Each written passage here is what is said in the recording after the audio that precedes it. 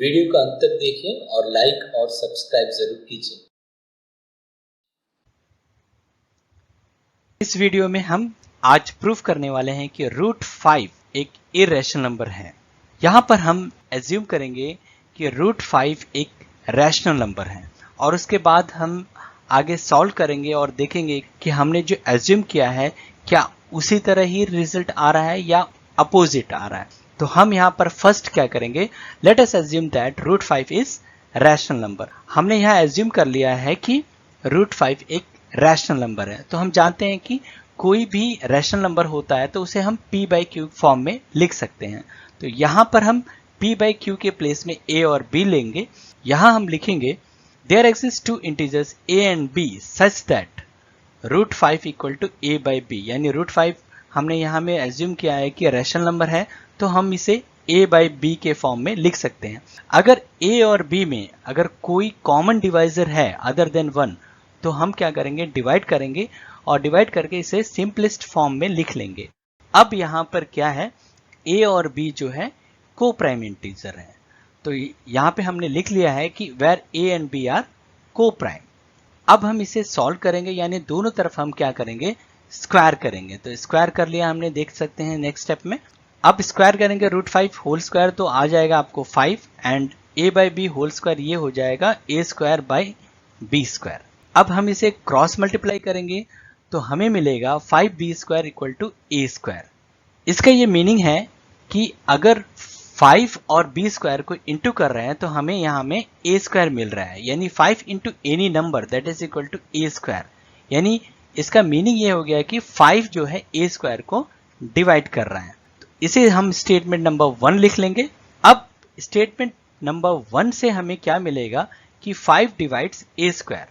इसे हम एक एग्जाम्पल से समझ लेते हैं कि हमने यहाँ पे मान लीजिए, यानी अगर 5 स्क्वायर को डिवाइड करता है तो 5 ऑल्सो डिवाइड्स 5। इसी तरह यहाँ पे 5 a स्क्वायर को डिवाइड कर रहा है तो 5 ऑल्सो डिवाइड्स a। इसे हम स्टेटमेंट नंबर 2 लिख लेंगे। उसके बाद अगर 5 a को डिवाइड कर रहा है तो 5 into any number that is equal to a, यानी यहां पर हम लिख लेंगे कि 5c इक्वल टू a, यानी 5 into c that is equal to a होगा। अब हम यहां पर a का प्लेस में 5c लिख सकते हैं, यानी इक्वेशन 1 में हम क्या करेंगे, a का प्लेस में 5c लिखेंगे और उसे सॉल्व करेंगे। तो नेक्स्ट स्टेप आ जाएगा 5b square equal to 5c whole square. तो यहाँ में स्क्वायर कर लेंगे तो अब नेक्स्ट स्टेप हमें मिलेगा 5b square equal to 25c square. यहाँ पर हम देख सकते हैं कि दोनों तरफ 5 से डिविजिबल है तो हम 5 से डिवाइड करेंगे और नेक्स्ट स्टेप हमारा होगा b square equal to 5c square, यानी 5 into c square that is equal to b square. यानी इसका मीनिंग ये हुआ कि 5 डिवाइड्स b स्क्वायर। अगर 5 b स्क्वायर को डिवाइड कर देता है तो 5 ऑल्सो डिवाइड्स b।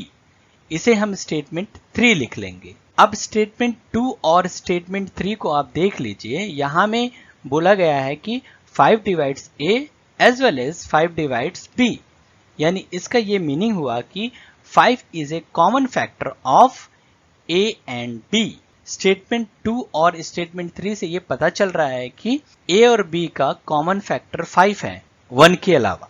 तो यानी हमने एज्यूम क्या किया था कि a और b का कॉमन फैक्टर कोई नहीं है 1 को छोड़कर, लेकिन यहां पर हमें क्या मिल रहा है कि a और b का कॉमन फैक्टर 1 के अलावा और एक है और वो है 5। यानी ये हमारा जो एज्यूम्पशन था, हमने स्टार्टिंग में जो लिया था कि a और b को प्राइम है, यहां पर ये अलग आ रहा है, यानी which contradicts the fact that a and b are coprime. यानी ये स्टेटमेंट जो ऊपर लिखा हो ये कॉन्ट्रडिक्ट कर रहा है कि a और b को प्राइम है, यानी हमारा एज्यूम्पशन जो था वो एज्यूम्पशन रॉन्ग था।